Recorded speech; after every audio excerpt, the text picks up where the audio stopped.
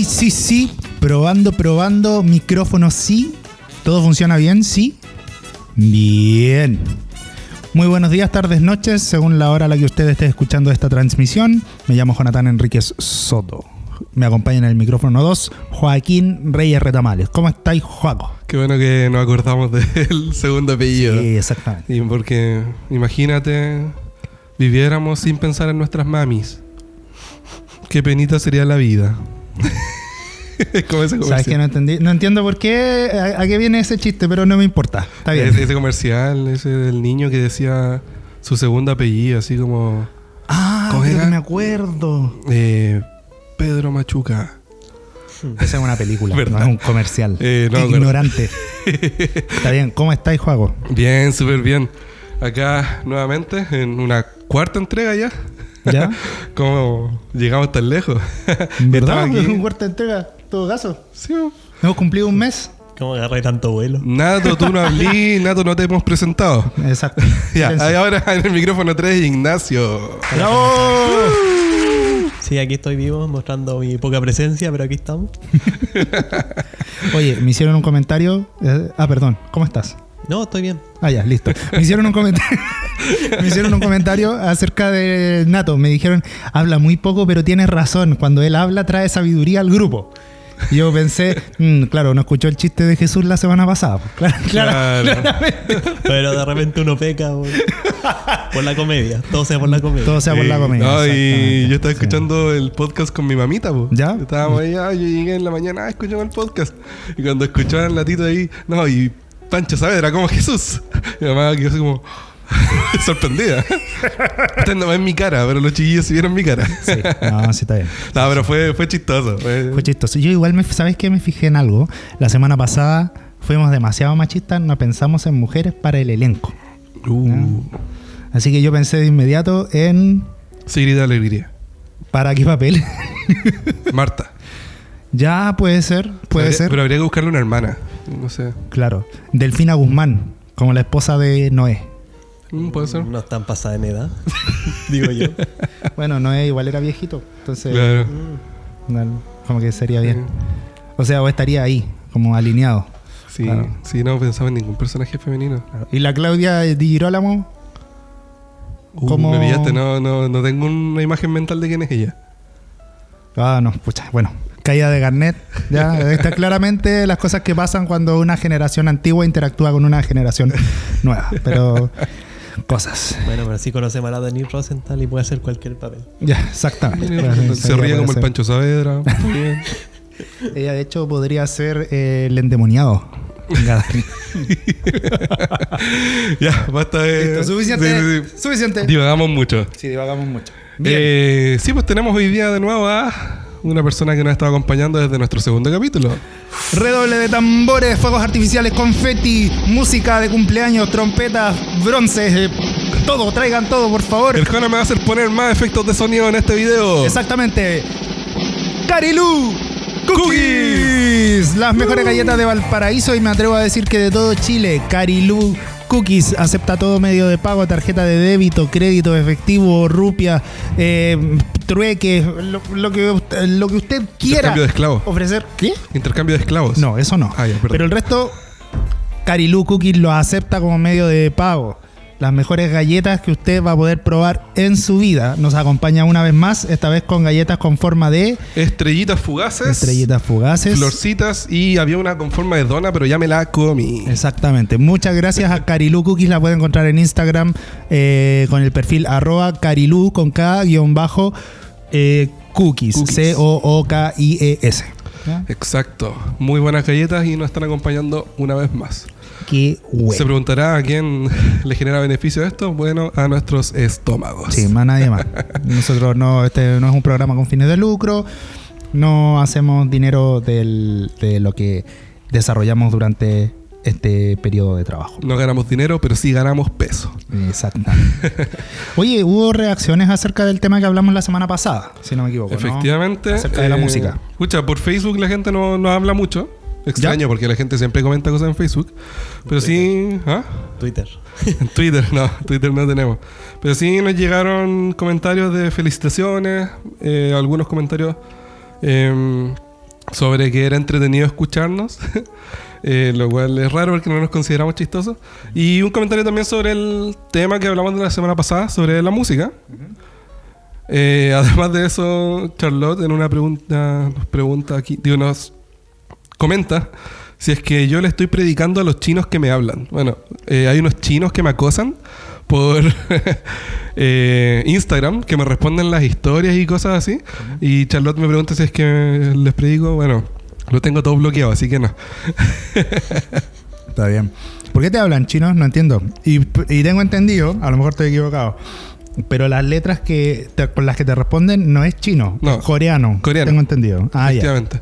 Yo sospecho que puede ser porque sigo algunas personas coreanas en Instagram, pero es muy raro porque hay gente que me pregunta así como temas si es que yo quiero comprarles un auto, o me manda saludos y me dice que tengas un buen día. Entonces es bastante extraño, la verdad. Ya. Es muy raro. Sí, es gente coreana. Sigo a dos personas, creo que son dos personas coreanas, Ya, ok. que son actrices de la película Parasite, una película Ya. que estuvo nominada al Oscar hace poco. Ah, ya. Seguir de alegría. Muy buena. Sí, de alegría que estuvo nominada al Oscar. En su papel como Marta. Claro. Claro. No, pero claro, buena película. No recomendable para todo público porque a ratos es media violenta. Ya. Pero buena película. Si les gusta el cine, véanla. Ya. Bueno, entonces seguiste a esas actrices Y seguramente ahí empezaron a seguirme los coreanos. Ah, ya. Porque yo ni siquiera los sigo, ellos no me siguen, solamente... Qué gente más sociable. Qué Sí. buena onda. Qué buena onda. Ahora, sobre la respuesta al tema de la música, ¿sabes qué? Yo después cuando escuché el podcast de nuevo, igual me surgieron algunas como apreciaciones al respecto. Pero no sé qué tienes tú que decir respecto al comentario que hace nuestra querida auditora. Leo el comentario textual, dice: hola chicos, es entretenido y a la vez edificador escucharlos. Muchas gracias. En relación al tema de la música, yo opino que también va ligado a la cultura que tenemos como país. El tipo de iglesia que asistimos, el tipo de congregación e incluso la edad de cada uno de ellos. Pero lo importante es alabar a Dios de todo corazón. Ahí como que es súper importante eso que dice al final. Gracias, Claro. Victoria Enríquez, que nos comenta. Cierto. Sí, yo creo que no conversamos de que la música está... Bueno, casi todas las cosas que hacemos en la iglesia occidental sobre todo, está ligada a un contexto. Cultural, claro. Contexto cultural.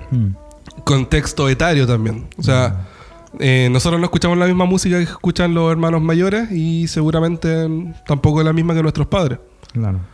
Y eso también va a provocar roces. Claro. Y resquemores. Siempre la idea es tratar de ir adaptándose a la cultura en la que uno está, pero es inevitable. Yo creo que en ese sentido somos esclavos de una cultura que es predominante. Y eso es difícil cambiarlo. O sea, de un día para otro esto no cambia.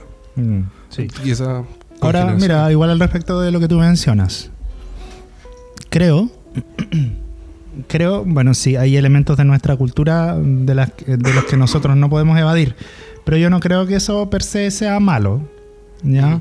Yo creo que cuando el Señor obra, lo hace precisamente como dice la Biblia, como una semilla que cae en una tierra y que da fruto. El tema es que las semillas que caen en cierta tierra obviamente dan un fruto según la tierra en la que estén. Entonces, si por ejemplo la palabra llega a República Dominicana y ahí creo que es la bachata, sí, porque es la tierra de Juan Luis Guerra, me gusta Juan Luis Guerra.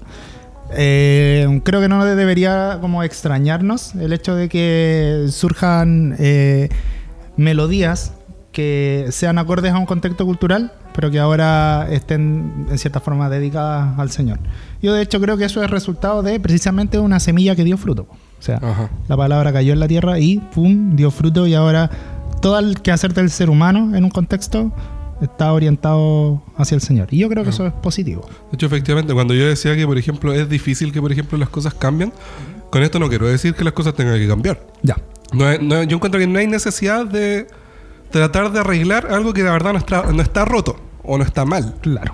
A menos que nos demos cuenta de que hay una filtración, pucha, habrá que arreglarle un poquito algo, pero... Claro. Rechazar para reformar. Voy a cortar eso, te voy a poner un pito. Mejor, ya, sí. No, pero si no hay algo roto, no hay necesidad de arreglarlo. Yo no encuentro que culturalmente tengamos un problema con la música, porque la verdad nosotros no tenemos una cultura muy bien definida. Sí, o sea, verdad. Acá en Chile por lo menos. en Chile, al menos. Pero, por ejemplo, sí me doy cuenta de que si uno va al sur de Chile, uno encuentra, por ejemplo, alabanzas que son estilo rancheras, podría ser. Sí. Pero me acordaba que una vez alguien me comentaba de que si tú llegas con este mismo tipo de canciones al sector más conservador de México, la gente te mira muy mal porque hay una alabanza ranchera. Pero eso es el contexto de su país. Claro. Entonces, ¿qué pasa? Nosotros, por ejemplo, en muy rara vez encontramos música popular de Chile, por ejemplo, la cueca, Claro. la cueca y la cueca. Claro. No se me ocurrieron más ejemplos. H. Cristiano. Claro, no, pero hablando de Joséiño, Chile, Pabliño. no encontramos mucho de eso también porque nuestra cultura no se da normalmente. O quizás no es bien visto por un sector más conservador. Puede Pero no está ser. mal. No encuentro que esté mal. Claro. Mm. Es complejo el tema.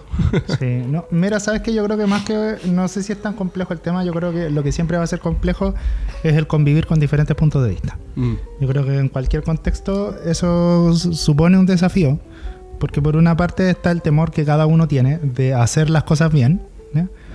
Y por el otro lado, bueno, lo dijimos igual la semana pasada, pues este tema tiene que ver mucho con los gustos y preferencias de cada uno. Claro. Así que es difícil ahí como regular o normar algo que más bien tiene que ver con afectos que uno tiene hacia un cierto tipo de música. Sí, en ese sentido yo creo que igual hay que entender que cimentándonos en bases cristianas tenemos que también tener respeto Claro. por las demás personas y por sus gustos también. O sea, uno no puede llegar y decir, no, es que tienes que cambiar porque tienes que cambiar. Claro.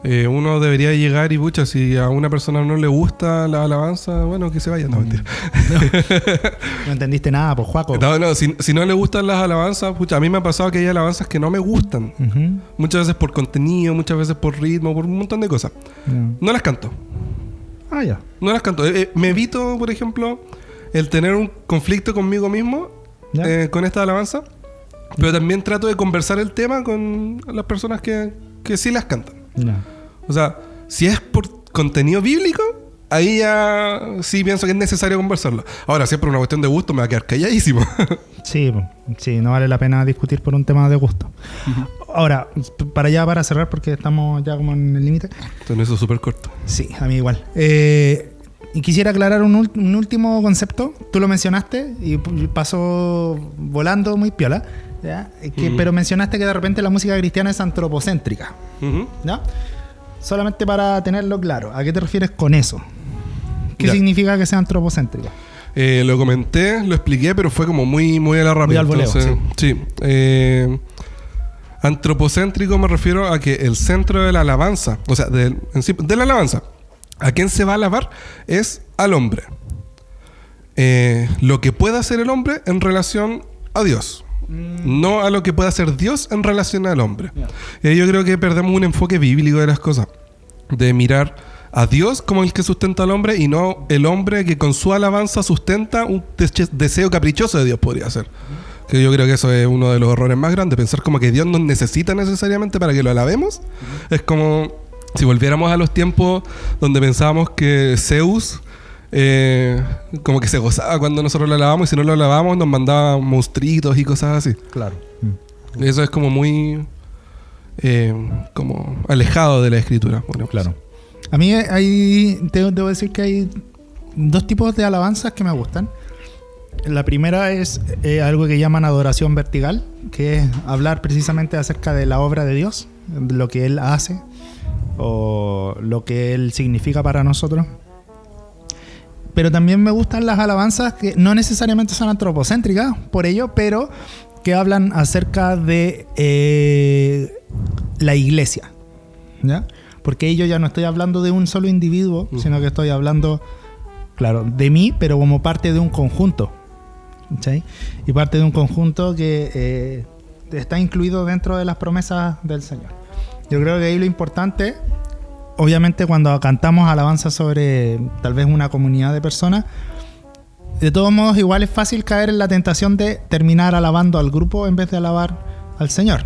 Ujú. Entonces, Yo creo que ahí siempre va a existir el desafío de poder expresar al Señor gratitud y adoración. Pero creo que el foco de la alabanza en todo momento debe ser así como lo que el Señor hace. Y si nos mencionamos a nosotros en la alabanza, también mencionar, bueno, cómo nos relacionamos nosotros con el Señor.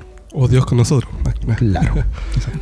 Sí, genial. Yo voy a comentar lo último, que era que efectivamente siempre que cantemos algo, yo creo que es primordial, más que nos guste la melodía, escuchar la letra de lo que cantamos. Claro. Y si no tiene letra, disfruten la música. Sí, son melodías que son hermosas. Exacto.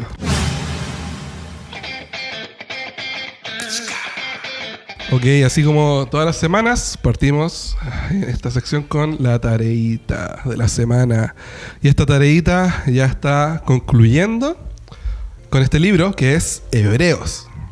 Hemos estado estudiando 4 capítulos más o menos por episodio del podcast. Ahora nos vamos de cabeza con los 5 últimos capítulos. ¿Son 5 creo? 4, pero el 8 no lo habíamos como abordado tanto la semana pasada. Entonces nos vamos ya con los últimos capítulos. Y ya con esto concluimos Hebreos. El siguiente estudio entonces tendría que ver con el siguiente libro que nos proponga la iglesia como tareita. Jona, tengo miedo porque si ese libro es Apocalipsis. Sí. Jona, no sé si nos quieres comentar así un resumen de algo que ya hayamos conversado, o como en una frase, ¿cómo describirías lo que hemos conversado? Puede ser más de una frase. Ya, qué bueno. Bueno, recapitulando un poco lo que terminamos de ver la semana pasada. Ya, tal como veníamos diciendo, Hebreos es una carta dirigida al pueblo hebreo, ya, a los descendientes de Abraham, a los descendientes de el padre del pueblo de Israel. Esta carta apela principalmente a una revisión acerca de las tradiciones que tenía el pueblo de Israel. Muchas de las tradiciones que tenía el pueblo de Israel, pero pone supremacía en lo que Cristo debería significar para el pueblo de Israel. La Biblia dice que Jesús vino al pueblo de Israel, pero que los suyos no le recibieron. Y está ese conflicto constante en Israel, bueno, hasta el día de hoy, sobre la persona de Jesús. ¿Quién es Él? Y si de verdad es relevante para la historia. El autor, o la autora de Hebreos, cree que sí. Y empieza a presentar una serie de motivos por los cuales Jesucristo es de hecho el enviado de Dios y a quien el pueblo de Israel debería haberle hecho caso. Y la semana pasada terminamos hablando acerca de Jesús como sumo sacerdote. Y hablamos de que Él es un sacerdote según el orden de un caballero llamado Melquisedec. En eso terminamos la semana pasada. Sí. Es interesante cómo continúa después, porque claro, se enfoca en Cristo como super sacerdote. Una capa ahí. Como sumo sacerdote, pero como que yo lo leía y todo el rato me daba cuenta que mantiene una estructura de ir punto por punto explicándoles las cosas. Y me pareció súper interesante porque parte hablando donde continuamos nosotros, como la continúa hablando sobre el lugar santo y el lugar santísimo y la relación de los hombres con esos lugares. Porque terminamos hablando del sumo sacerdote, Cristo como sumo sacerdote, y después hablamos de los lugares que eran de suma importancia para estas personas y que no todos tenían acceso a ese lugar. ¿Pero qué es lo que eran estos dos lugares? ¿El lugar santo, el lugar santísimo? Estos lugares eran, llamémoslo como instancias de del tabernáculo, de su templo, donde ellos, ¿quiénes eran los que entraban ahí? Los sacerdotes y el sumo sacerdote. ¿Quién entraba a qué lugar? Estaba designado por su ley y estaba establecido para ellos que solamente el sumo sacerdote podía entrar al lugar santísimo, donde iba a ofrecer sacrificios por sus pecados y los pecados de todo el pueblo. Y me llama la atención que dice por los pecados no confesados de todo el pueblo. Claro, o los pecados cometidos en ignorancia. Claro, los cometidos en ignorancia. Me llama mucho la atención que lo dicen eso. Como algo así como, no sé, cuando uno, en el caso del pueblo de Israel era, por ejemplo, haber estado en contacto con un muerto y no haberse dado cuenta que estuvo en contacto con un muerto. Claro. ¿no? Porque el muerto, o sea, que estuviese escondido en un arbusto o haber comido algo contaminado y que no sabía si estaba contaminado. O algo ofrecido a los dioses o ofrecido Claro, exactamente. Ahora, ¿qué es lo que era el tabernáculo? El pueblo de Israel, cuando surge, que su nacimiento podríamos decir que es cuando ellos ya salen de Egipto. Cuando salen de Egipto. Claro, porque cuando llegan los hijos de Jacob a Egipto, ahí todavía no eran una familia. Claro. No eran una nación, así como una muchedumbre de y no gente. había un orden establecido tampoco. Claro. Entonces, podríamos decir que el origen del pueblo de Israel es cuando se emancipan y salen de Egipto. Claro. Pero no Ya. inmediatamente al salir, sino que cuando se les establece recién una ley. Claro. Entonces, en aquel entonces, el lugar físico en el cual el pueblo de Israel interactuaba con Dios era el tabernáculo. Un tabernáculo es una especie de carpa Muy grande. muy grande. Una carpa muy grande. Claro. Y esa carpa tenía distintas divisiones. Tenía un patio exterior, que era Claro. donde se ofrecían sacrificios. Que eso también iba como cerrado por mantas y cosas que iban cubriendo alrededor. Claro. Y además del patio tenían otra carpa dentro de esos Claro. contornos que tú mencionas. Y dentro de esa carpa estaba el lugar santo al entrar, y el lugar santísimo. que eran de exclusividad para sacerdotes y el lugar santísimo para el sumo sacerdote. Exacto. Afuera en el patio podían ofrecer sus sacrificios las familias que iban a sacrificar sus animales para expiar sus pecados, pero donde se ofrecía el sacrificio que era como por el pueblo, Ujú. lo hacía el sumo sacerdote en ese lugar. Claro. Entonces acá, como vemos, también nos evidencia nuevamente que en Hebreos no una persona ajena a la que le está hablando. Una persona que conoce incluso toda su forma ritual de hacer sacrificios. Y ahí claramente nos dice, pero todos estos sacrificios servían para cubrir el pecado específico, un solo pecado. Porque el pueblo se reunía entonces dentro del tabernáculo. Principalmente se reunían para adorar a Dios, pero al mismo tiempo para pedir perdón por sus impurezas y por los pecados que hubieran cometido. Ahora, tal como dice Joaquín, este sacrificio tenían que ofrecerlo todos los años. Era limitado. Exacto, era limitado todos los años. Y el hecho de que también fuera todos los años quería decir que por un año iban a poder gozar de la misericordia del Señor. Ujú. ¿No? Pero, ¿y qué va a pasar con los pecados que yo cometa mañana o que cometa pasado mañana? ¿Y qué va a pasar con mi vida después del sacrificio que se va a hacer anual este año? Voy a tener que esperar al otro. Para poder Claro. expiar ese pecado. Exactamente. No solamente eso, sino que siempre voy a tener que asegurarme de tener algún cordero o alguna víctima, se le llamaba, Ujú. para ofrecer en sacrificio. Y si no la tengo, qué problema, ¿no? Sí, no hay problema, Qué porque complicado. No estabas cubierto, era como tu seguro de vida. Claro, en cierta forma. Una indulgencia. Claro. Ahora, el capítulo 8 terminaba presentando a Jesús como ministro eterno Ujú. del Señor. Un ministro que está permanentemente junto al Padre. Y si los sacrificios se ofrecían una vez al año, Jesús ofrece, la Biblia dice que en estos pasajes, dice que Jesús ofrece un sacrificio una vez y para siempre. Ujú.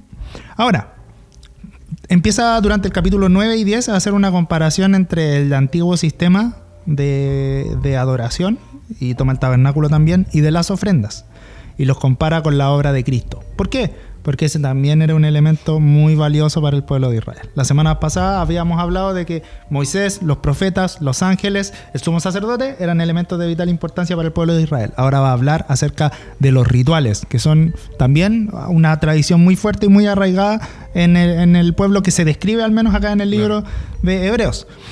Y esto es interesante, porque el objetivo de los rituales que fueron puestos por Dios a través de la ley para el pueblo judío, tenían como objetivo que el pueblo se relacionara con el Señor. Pero en el mismo libro de Hebreos también, en estos capítulos, también se menciona que estos sacrificios no fueron suficientes para que el pueblo conociera de corazón al Señor, Ujú. ¿no? Hay una diferencia entre conocer, ¿sí?, y conocer. Yo, por ejemplo, conozco a Leonardo Farcas. Leonardo Farcas fue a la universidad y dio una charla magistral que supuestamente era de emprendimiento.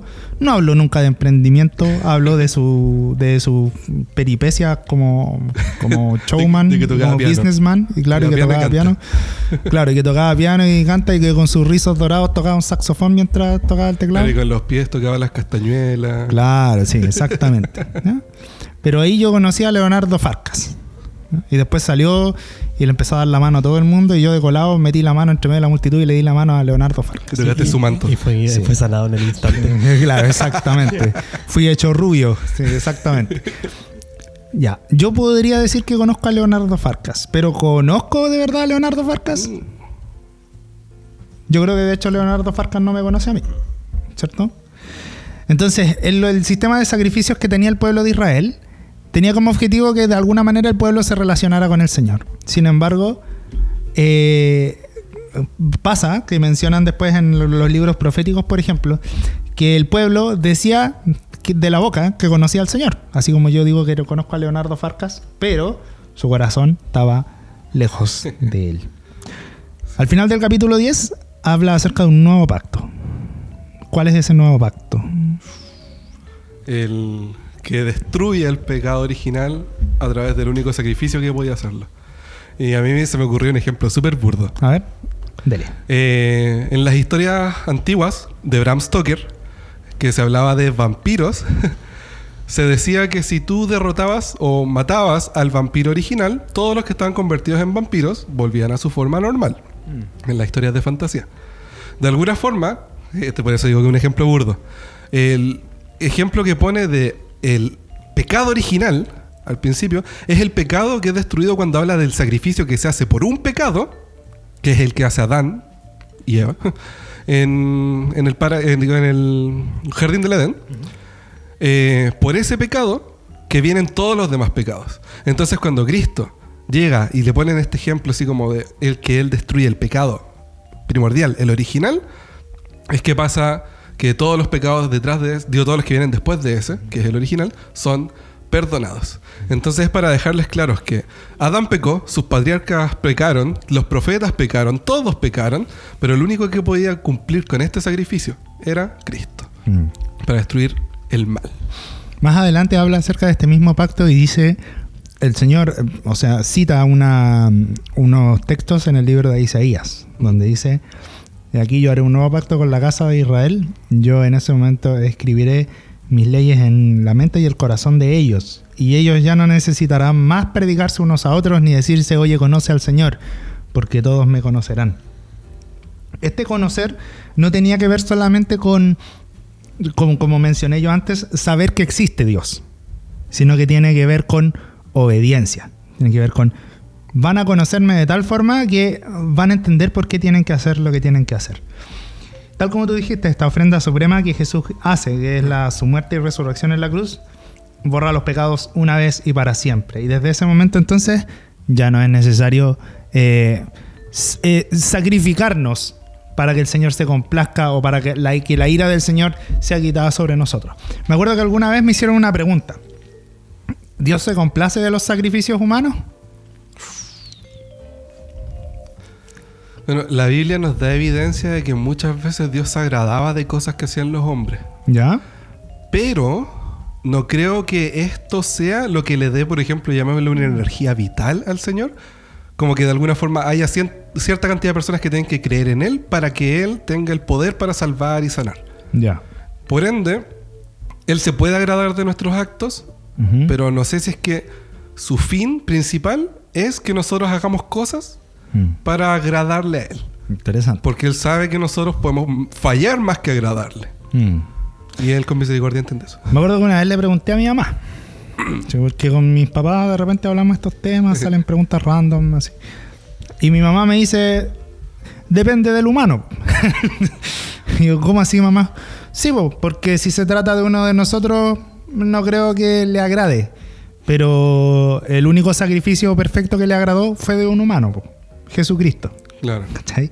Entonces, a través de este pasaje de Hebreos se nos muestra que el único sacrificio humano del cual Dios se agradó fue el sacrificio de su Hijo Jesucristo.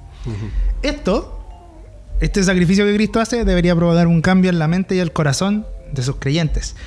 Y por eso tal vez en el versículo 11 y en el versículo 12 ya no va a hablar acerca de Jesucristo. ¿De qué capítulo? del capítulo 11 y el 12. Capítulo 11 y 12. Ya. ¿Sí? Ya no va a hablar más acerca de Jesucristo, sino que va a hablar de las implicancias para nosotros que hemos creído en Él. Por eso es que en el versículo 11 habla de los héroes de la fe. Por la fe, este hombre hizo esto, esta mujer hizo esto. Que yo los anoté acá. Claro.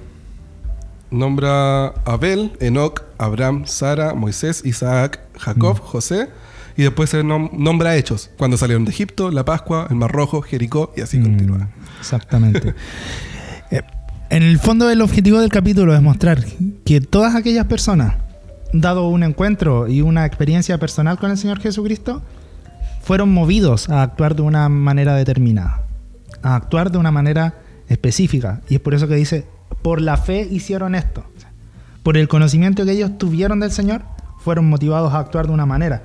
Así que, ya en el capítulo 12, el escritor o escritora recapitula y dice, por lo tanto, esto más bien nos debería impulsar a ejecutar nuestra fe, a practicar la fe, a practicar disciplina, a aceptar corrección. Uh-huh. Porque el sacrificio de Cristo, de hecho, ahora nos introduce en un nuevo estilo de vida. Eso es como finalmente como recapitula y termina animando a todos los hermanos hebreos a que, si ya han creído en Cristo, no vale la pena volver atrás. Sí, de hecho, de alguna forma ya les pone el nombre de cristianos en el último capítulo. Bueno, darnos cuenta que, por ejemplo, uno de los como títulos más acertados que tiene la versión Reina Valera, de estos títulos que le ponen en los capítulos, es cuando habla sobre los deberes cristianos. Porque ella establece una condición distinta a la con la que podrían haber partido cuando les empezaron a hablar. Claro. Que ellos ya entendían que Cristo era el centro y lo primordial del mensaje del Evangelio. Exactamente. Una vez entonces que ya introdujo a Cristo, claro. Ya lo llama cristiano. Lo hace parte de este grupo, de esta familia. Exactamente. Y es bonito, es un cambio bonito que se genera. Claro. Yo creo que ya para cerrar la lectura de este libro, porque ya se acabó, la próxima semana ya vamos a leer otra cosa. La próxima semana, si no me equivoco, Hebreos debería estar Santiago. Me gusta Santiago. Sí, a mí no tanto. O sea, me gusta, pero me da miedo. Bueno, yo soy muy miedoso. Es que igual, ¿no? sí, ya. Puede ser. Soy muy miedoso. Santiago para mí es... Bueno, todos los libros de la Biblia para mí son un universo... ya. No, es que a mí me gusta Santiago porque con un amigo leímos Santiago juntos en un campamento. ¿Ya? Nos juntamos y nos pusimos a leer la Biblia y fue como, oye, leamos Santiago. Eso a mí me trae como recuerdo bonito. Trae buenos recuerdos. Ricardo Villén te manda saludos, te quiero mucho. Oh. Saludos para Ricardo.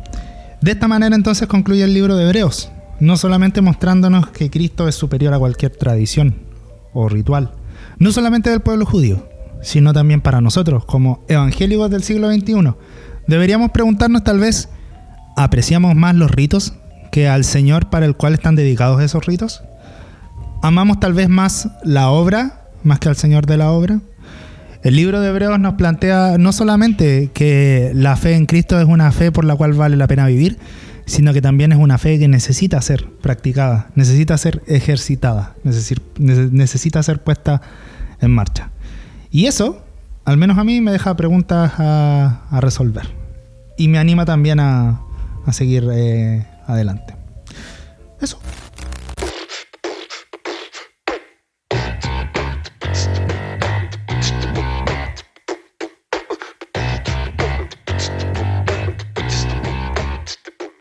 En un esfuerzo de prensa nos acaba de llegar un comentario que dice así, de Miguel Puente. Miguel, música de noticias. Ya, aquí va a haber música de noticias entre medio. No.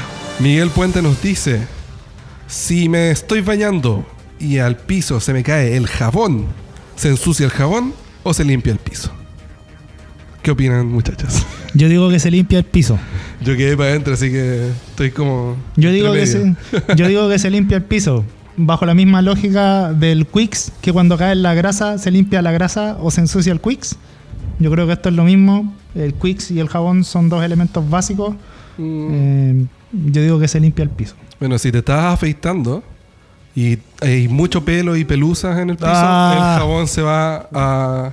No lo había considerado. Buen punto. Claro, pero continuamos en esta tercera parte. Ok, después de ese lapsus... Juanita nos tiene un temita que nos quiere compartir. Exactamente. Y vamos a compartir todos juntos. Bueno, yo durante la semana estuve leyendo algo. Un extracto, vas viendo un libro que se llama El Dios que está ¿Dónde está? Está en todos lados, Jona. Perdón, el Dios que está, Teología del Antiguo Testamento. Ya. El hombre que escribió esto se llama Pablo Andiñach, es un biblista argentino, especialista en Antiguo Testamento. Este biblista realizó estudios de grado y doctorado en la ICEDET, estudió posgrado en la Universidad Hebrea de Jerusalén y en el Iliff School of Theology de la Universidad de Denver, donde se especializó en Antiguo Testamento. Actualmente es dirigió la revista Cuadernos de Teología del ICEDET y actualmente es profesor de la Pontificia Universidad Católica de Argentina y colabora como docente en el Seminario Rabínico Latinoamericano. O sea, ¿qué no hizo? Claro, sí, creo que algo sabe el hombre. Ya no me queda muy claro, pero vamos a decir que algo sabe. Más que nosotros, sobre todo. Sí, más que nosotros. ¿Ya? Ahora, me gustó este texto porque plantea una interrogante bien interesante. ¿Ya? La Biblia es un texto. Uh-huh. Y sin embargo, al decir que la Biblia es un texto, alguien podría pensar que uno en cierta forma está ofendiendo a la palabra, ¿no? Porque ¿cómo puede ser que solamente sea un texto? Porque entendemos que tiene inspiración de Dios. O sea, asumimos que es palabra de Dios. Ahora, para quien no cree, ¿qué pasa con esta afirmación? Es solo un texto. Salfate ha dicho que ha leído la Biblia por leerla, como ¿Ya? un libro más. Eso es para alguien que no cree. Puede ser. Para los primeros padres de la iglesia, el leer la Biblia como texto precisamente tenía ese desafío. No solamente se trataba de lo que Dios les quería decir, también había un esfuerzo académico por comprender, por ejemplo, qué género literario se está ocupando o qué tipo de escritura se está utilizando. A diferencia de los dioses de la antigüedad, el pueblo de Israel tenía un drama y que era que no podía mostrar a su Dios, ¿ya? Por ejemplo, el pueblo de Egipto, Faraón era Dios.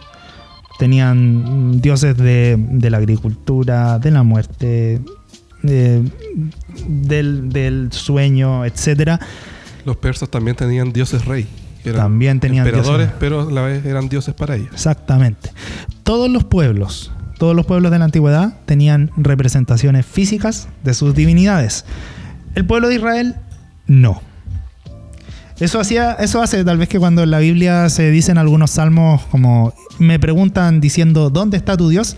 No solamente es para decir que tu Dios no te va a salvar, sino que también es diciendo precisamente no tienes una representación de tu Dios. ¿Dónde está tu Dios? ¿No? Muéstrame a tu Dios. Muéstrame a tu Dios, exactamente. Decime cuántas copas tenés. ¿Ya?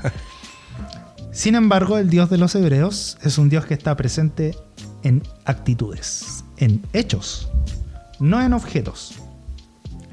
Así que es verdad, no podemos ver al Dios que adoramos, pero esto es lo que ha hecho. Hizo esto, hizo esto, hizo esto.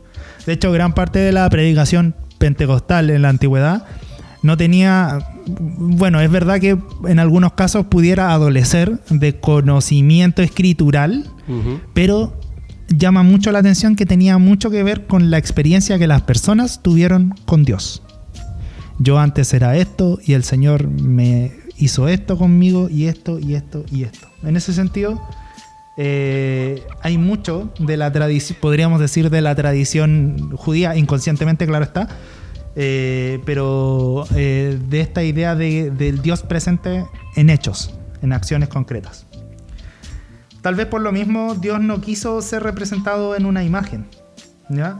Porque representar a Dios en una imagen iba a provocar inconscientemente que el pueblo pensara que, por ejemplo, Dios era solamente, por así decirlo, un becerro de oro. Y por lo tanto había que ofrecerle solamente esto. Y eso podría hacer también que no solo se distorsionara lo que ellos creyeran de Dios, sino que también estuviesen cerrados a otras manifestaciones de Dios. Y hubiera hecho también que adoraran a animales, figuras, específicamente. El otro contra que tiene es que las imágenes no toleran el paso del tiempo. Las vacas se mueren. Las esculturas se derrumban. Las personas se mueren. Las obras de arte que más apreciamos también se mueren. Los artistas también mueren. Sí. Todo aquello que nosotros podamos pensar que es objeto de admiración de parte de los hombres se muere, ¿no? Pero las actitudes quedan en la historia. Lo que Dios hizo en el pasado va a seguir siendo. Entonces, tal vez por lo mismo Dios se aseguró que su obra quedase registrada en textos. Así, podemos asegurarnos de que en esos textos está presente todo lo que Dios ha hecho. Tal vez no está toda la esencia de Dios, pero está lo que Dios sí nos ha querido mostrar. Claro. ¿No? Ahora, ¿cuál crees tú que es el problema con los textos? Les pregunto a los dos. ¿Serán los textos lo único y suficiente como para poder tener un acercamiento con Dios? No, yo pienso que, pucha, si leemos la Biblia como por leerla, vamos a caer en el mismo error que cualquier persona que ve la Biblia como un mero libro histórico. Exactamente. También otro problema que podemos caer es no entender el contexto o la interpretación del contexto. Y eso nos va a llevar a errores de interpretación. Entonces, pucha, tampoco es como para decir, oh, la Biblia es un libro complejo, porque hay que entender muchas cosas antes, sino que la Biblia se revela a sí misma, pero si no le tomamos el peso que realmente tiene, va a ser un libro más que vamos a tener en nuestra biblioteca. Exactamente. De hecho, en la antigüedad, la manera en la que se transmitía el conocimiento del Señor era a través de relatos y de narraciones. Pero el problema con estos es que también sufren el cambio en el tiempo, ¿ya? Si no, pensemos lo que pasa con los relatos orales, los mismos relatos tradicionales, ¿ya? Por lo tanto, en algún momento de la historia del pueblo de Israel se volvió muy importante ya dejar de transmitir estos relatos y pasarlos a un formato físico. Escritura, una fuente segura, ¿no? Ahora, puede ser que nos enfrentamos a otro desafío con las escrituras. Hay 3 desafíos por lo menos. La lengua, o el código de reglas y signos que nosotros ocupamos. El habla, o el decir, el discurso, cuando fue dicho. Y por último, el registro. ¿A qué me refiero con estas 3? Cuando hablamos de la lengua, tenemos que entender que al acercarnos a la Biblia van a haber palabras que solamente van a tener sentido en un cierto contexto. O en su idioma original también podría ser. O en su idioma original, exactamente. Por ejemplo. Sí, es que a mí se me ocurrió un ejemplo. Cuando nosotros hablamos de Jehová, en su escritura original, en su lengua original, se forma un concepto que, pucha, es estudiado por la gente que le gusta así como estudiar el contexto bíblico y todo, que es este tetragramatón. Y que yo así como que la primera vez que lo escuché fue como, ¿qué me están tratando de explicar acá? No entiendo nada. Porque claramente Jehová es una palabra compuesta y que no es un simple concepto así como que ellos decían, no, como nosotros hablamos de Dios. Ellos no se referían a Jehová como Dios, sino que era como, si no me equivoco, este concepto del que era, es y que vendrá o algo así, claro, o el que eterno. es para siempre. El eterno. Claro. Entonces para ellos era un concepto que, pucha, para nosotros prácticamente no existe. O sea, si nosotros lo explicamos, sería como una frase completa tratado de decir solamente eso. Claro. Y en la Biblia encontramos un montón de ejemplos de esa forma. Claro. Entonces hay un desafío respecto a palabras que pueden tener muchos sentidos y uno podría pensar, bueno, ¿cuál es el significado concreto de esta palabra? ¿No? ¿Cómo resolvemos ese dilema? En primer lugar, hay que entender que las palabras se ubican en un contexto lingüístico. Por lo tanto, se va a entender la palabra de una manera, de acuerdo a su contexto. Así, por ejemplo, me muero de la risa puede significar en un contexto que me estoy riendo demasiado, o en otro contexto que te estás muriendo, que me estoy muriendo literalmente de la risa.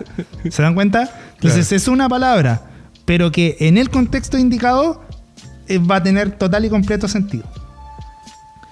Ahora, el otro tema que tenemos es el discurso oral. ¿A qué me refiero con esto? ¿Es el segundo punto? Sí, exactamente. ¿A qué me refiero con esto? Tal como les dije antes, originalmente lo que nosotros conocemos hoy día como el Pentateuco eran narraciones, relatos que se transmitían oralmente. Claro. Y en algún momento los escribieron. El problema con esto puede ser que al escribir estos relatos, al paso del tiempo, que es lo más probable que pase, el contexto cambia, los autores se mueran, y puede ser que quien lea el mismo texto en otro contexto lo entienda de otra manera. Entonces, al escribir, en parte rescatamos la historia, pero al costo de que vamos a tener que aceptar que en un par de años más o en un par de generaciones más el contexto va a haber cambiado.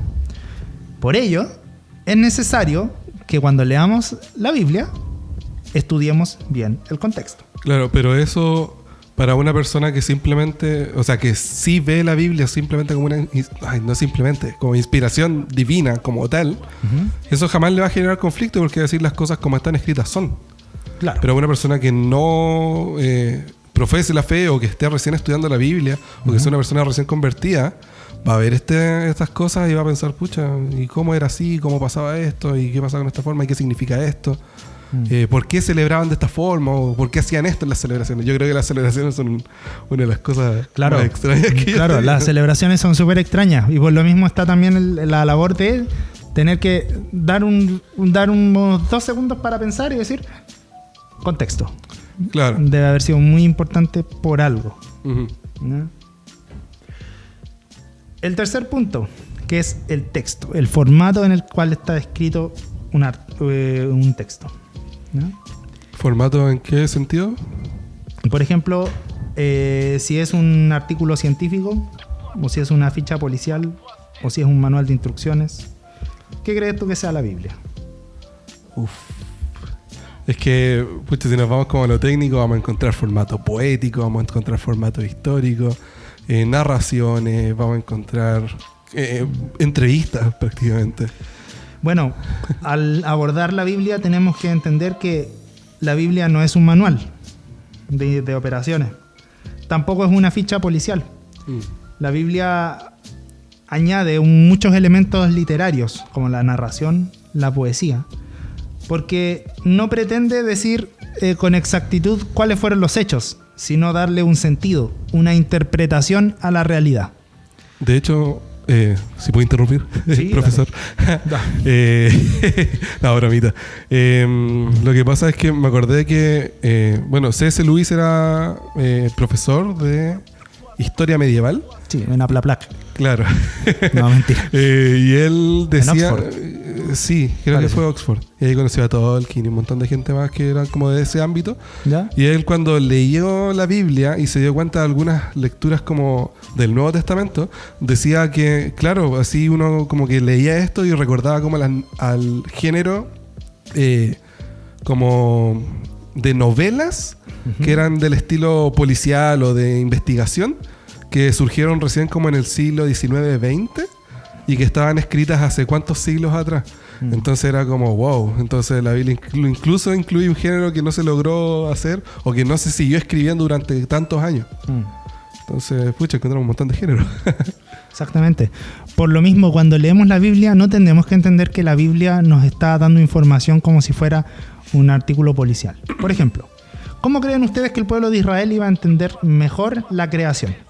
Si Moisés, o quien sea que haya escribido el relato de Génesis, escribiera lo siguiente: bueno, en el principio tomó el Señor 2 partículas subatómicas y las hizo colisionar a 300.000 kilómetros por segundo. Esto provocó una alteración en los campos gravitacionales y magnéticos de ambas partículas subatómicas, generando una colisión entre materia y antimateria. De esta manera se formó una gran explosión que dio paso a todo lo que conocemos. En este punto, la mitad de las personas que nos están escuchando se les reventó el lado derecho del cerebro. No, en verdad inventé. Incluyéndome a mí. Bueno, en verdad inventé mucho, no conozco cómo funciona detrás del proceso de formación. A lo que voy es que al pueblo en ese momento se le iba a quedar mejor guardado una poesía o una narración o un relato más que un artículo científico, porque en ocasiones la poesía, la narración, las canciones expresan la realidad muchísimo mejor que un informe policial o un artículo científico. Entonces, fíjense que la Biblia, a través de estos elementos literarios, no nos busca mostrar y decir necesariamente, no, las cosas sucedieron de esta manera y de esta otra, sino que la Biblia lo que pretende darnos es una interpretación de lo que sucedió. Por ejemplo, hombre derrumba edificio, muriendo cerca de 500 personas. Eso podría ser un texto informativo. De las últimas noticias. De las últimas noticias. Pero la Biblia nos da interpretación de esa realidad, diciéndonos: Sansón en ese momento alzó sus ojos a los cielos y dijo: Señor, véngame por mis ojos y por los enemigos de mi pueblo. Derrumbó los pilares del templo de Dagón y murieron todos los generales y los mandamases del pueblo de los filisteos. F. Exactamente. Quienes eran, de hecho, enemigos y opresores del pueblo de Israel. La Biblia, entonces, si se fijan, no pretende informar, sino que pretende darnos una interpretación de las cosas que sucedieron. Otro ejemplo, para mostrarnos que el objetivo de la Biblia no es solamente informar, sino darnos una interpretación de los acontecimientos. Hombre mata en el campo a su hermano de un golpe en la cabeza. Ese es un informativo. Es un texto que solamente pretende mostrarnos hechos. Claro. ¿Cuál es la interpretación de los hechos? Caín, entonces, lleno de enojo y de resentimiento contra su hermano Abel, lo llamó a su hermano al campo y cuando estaban solos en el campo, lo mató. Ahí fíjate que cambia, porque ya no informa solamente, sino que además nos muestra cuáles eran las intenciones dentro del corazón de Caín, Claro. junto con mostrarnos también qué era lo que se estaba gestando entre medio. Así, la Biblia lo que pretende mostrarnos no es solamente información o datos sueltos, lo que quiere mostrarnos es, a través de un lenguaje figurado, una nueva realidad, una nueva perspectiva del mundo. Y eso, a diferencia de los periódicos o de los informes policiales, a la larga crea mayor compromiso y un sentido de pertenencia con el texto que no logran ni los periódicos ni los informes policiales. Entonces, tenemos que tener claro que en la transmisión de la palabra de Dios a nosotros hay 3 pasos por lo menos. Primero está el discurso, lo que fue dicho en su momento. Ese discurso en algún momento fue traducido a texto. Y ahora nosotros como lectores tenemos que indagar en esas verdades, estudiar su contexto y saber cuál es el sentido para nosotros hoy en día. Me gusta cómo termina este artículo el profe, porque dice lo siguiente: los escritos no se mueren. Uno puede quemar, por ejemplo, el Quijote de la Mancha, pero van a seguir muchas copias más, ¿no? Y no importa que no sea el primer escrito del Quijote de la Mancha. Si es una copia, ya es el original, ¿ya? Es como, eso me gusta, claro, de lo que plantea el profe. Fíjense que en Isaías 40, de hecho, se dice: la hierba se seca, la flor se marchita, pero la palabra del Señor nuestro permanece para siempre.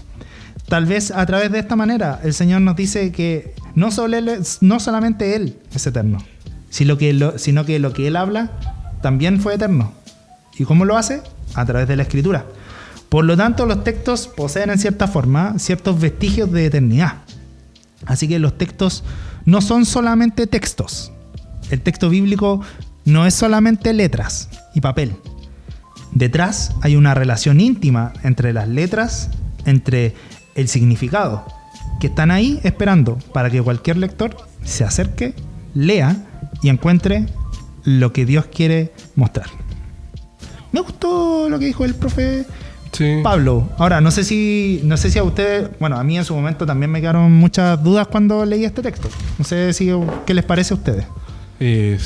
Por ejemplo, me surge la pregunta de ¿qué pasa con estas partes en las cuales la Biblia no se da el tiempo de explicarlas o nada de detalles, no habla nada sobre esos temas, que quedan más o menos como en el aire? Ya, mira, te voy a dar un ejemplo.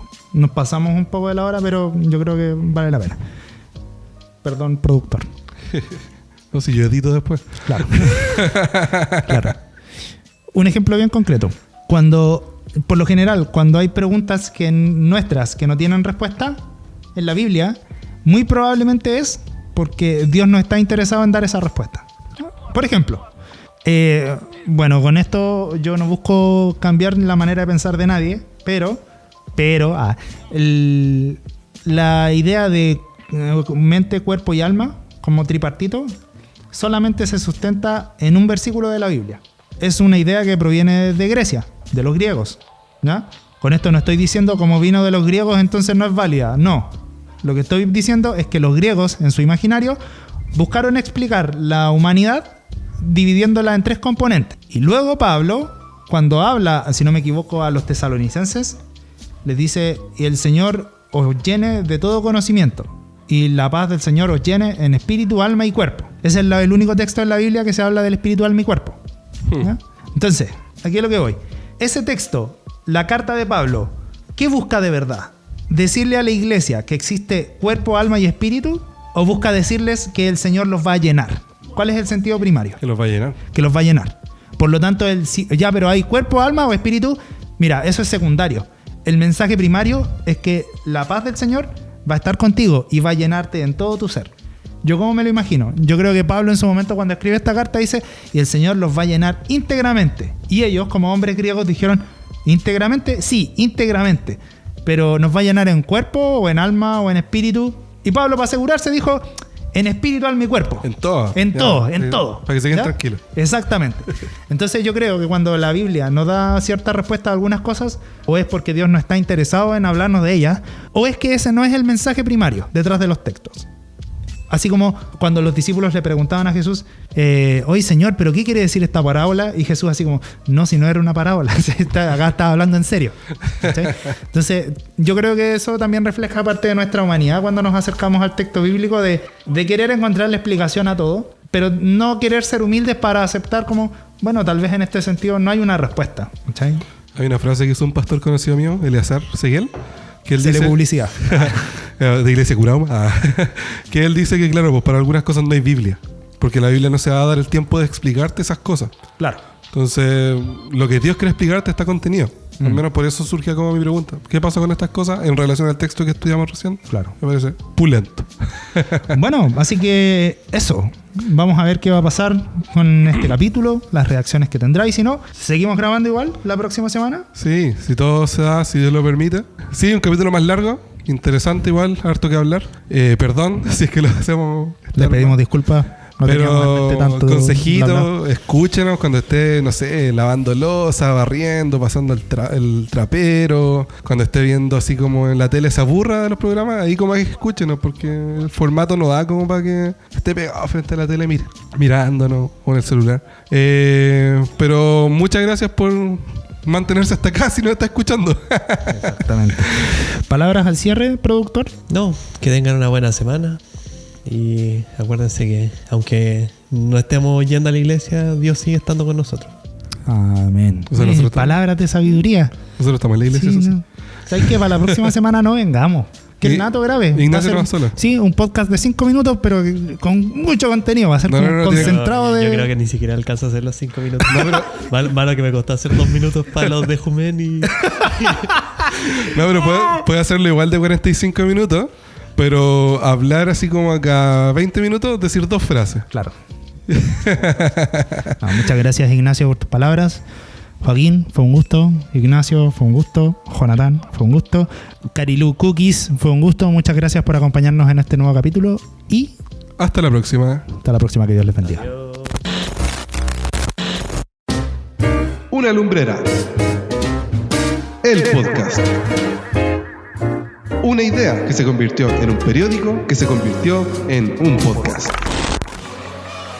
Los chicos de la congregación hablan sobre Biblia,